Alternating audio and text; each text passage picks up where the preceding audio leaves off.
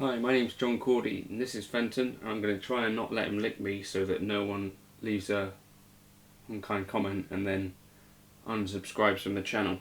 That's the dream. Today is Sunday and that means I talk about some sort of jazz standard or something like that.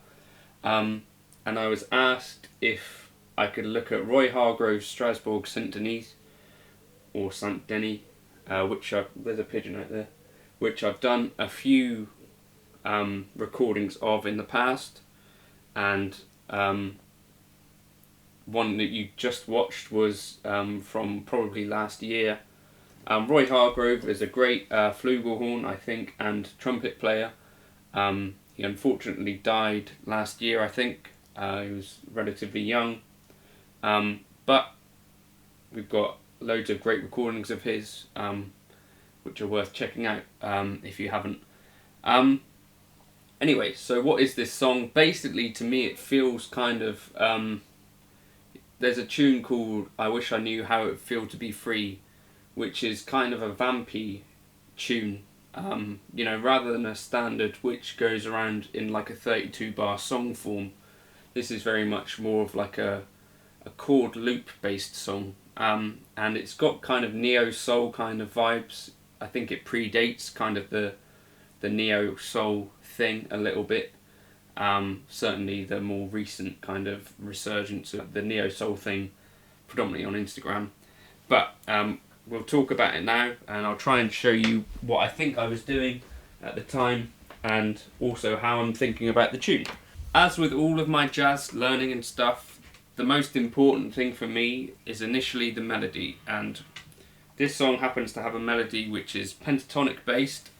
The song is going to be in A flat major. Yeah, that's how I interpret it.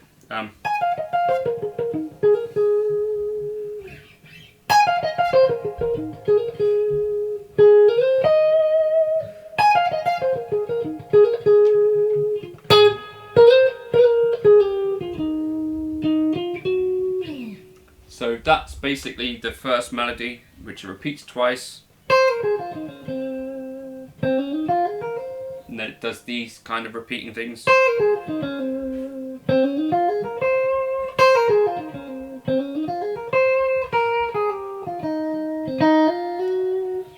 That's basically the gist of the melody, and underneath that you've got this vamp which is doing this kind of thing.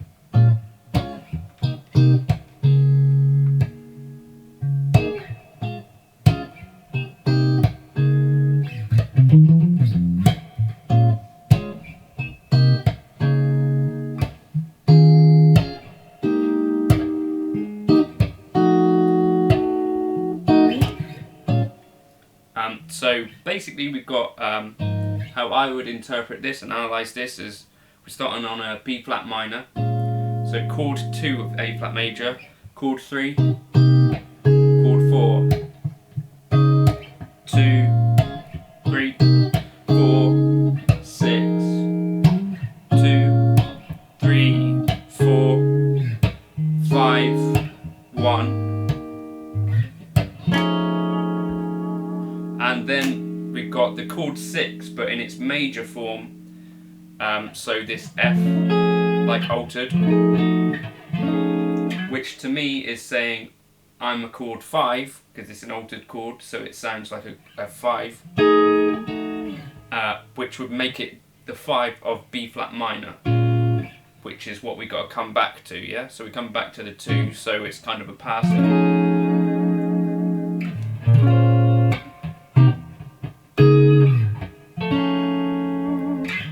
Got that.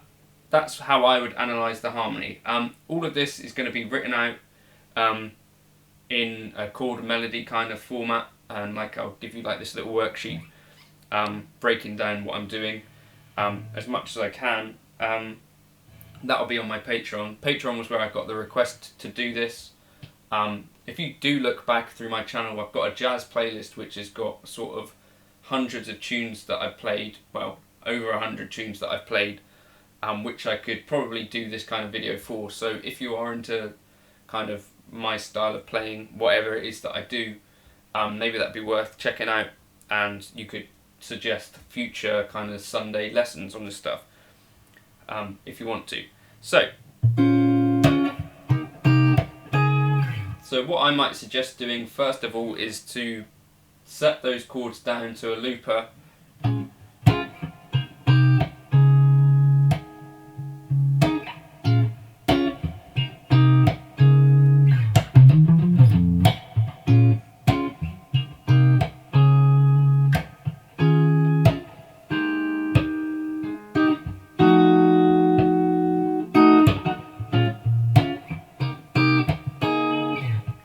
And then I would play the melody.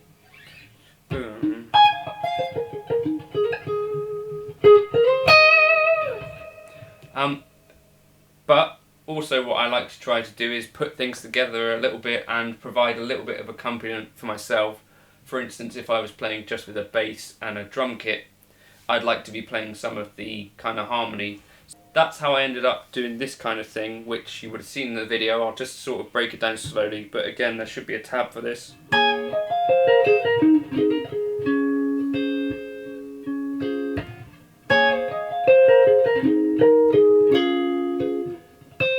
And then for this, trying to have that bass line and the melody.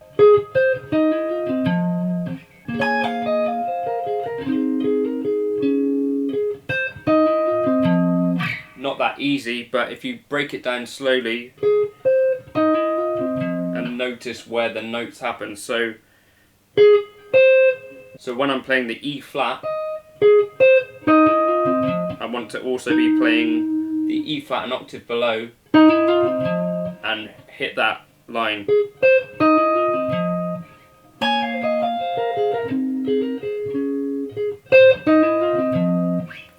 So I would practice that super slowly. And then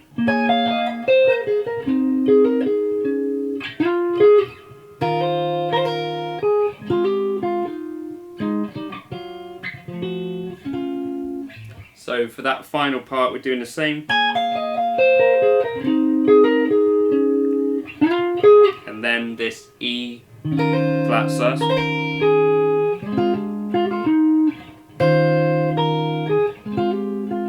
And then I'm going to do a descending bass with that. And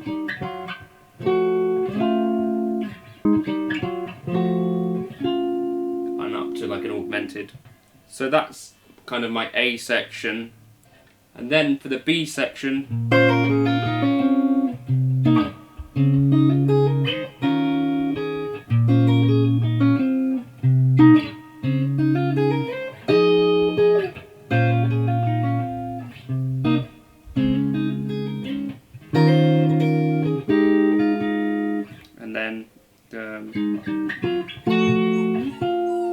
Phantom wants to go out now. So the main challenge of this stuff is to try and hold down a chord as well as do these kind of neo-soulish runs.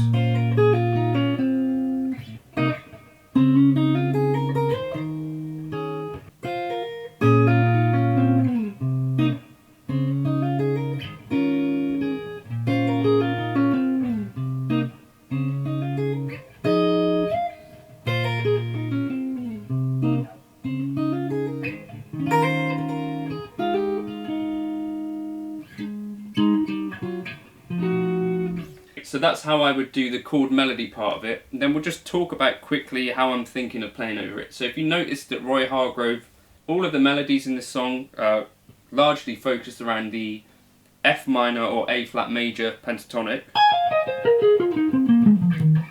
And so that kind of stuff is going to work quite nicely.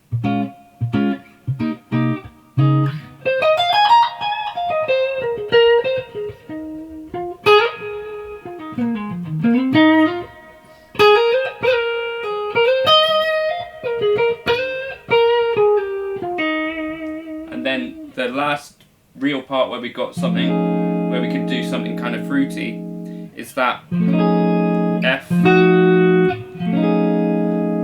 at the very end before we come back to that B flat minor. So we could treat that as an altered thing, and if you think about it, you could then be using basically F altered or F sharp melodic minor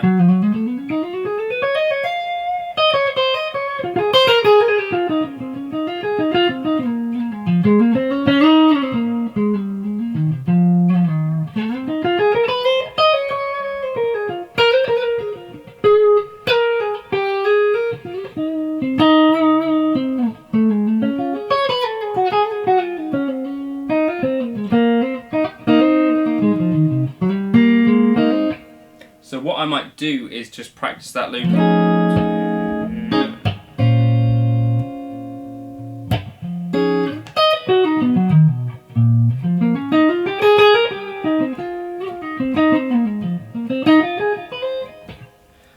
Practice that loop of the F altered to the B flat minor. Thinking about maybe sort of bigger arpeggios that might work, so over that.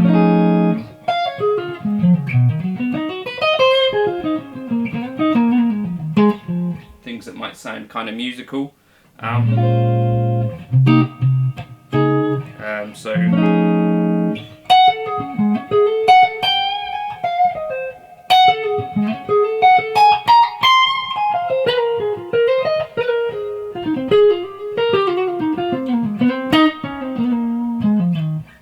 And because we're starting on that B flat minor, you could also think about including what would normally be a bit of an avoid note, that D flat.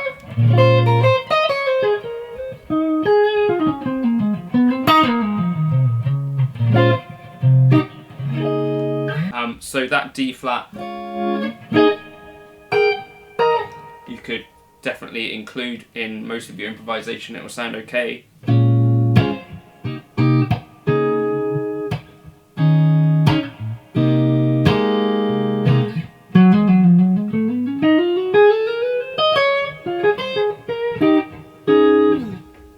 So that's how I'm thinking about that tune when I'm playing it. Largely just thinking in A flat major, and then that F altered is where you can bring in some spice. The chord melody, the worksheet and all that stuff will be on my Patreon if you want it. If you got anything useful out of this video and you want to see me continue doing this kind of stuff, please feel free to leave a comment. And also there's a buy me a coffee link just in case you got something useful out of this. The backing track, and I'm going to get off my old computer and put that up as well.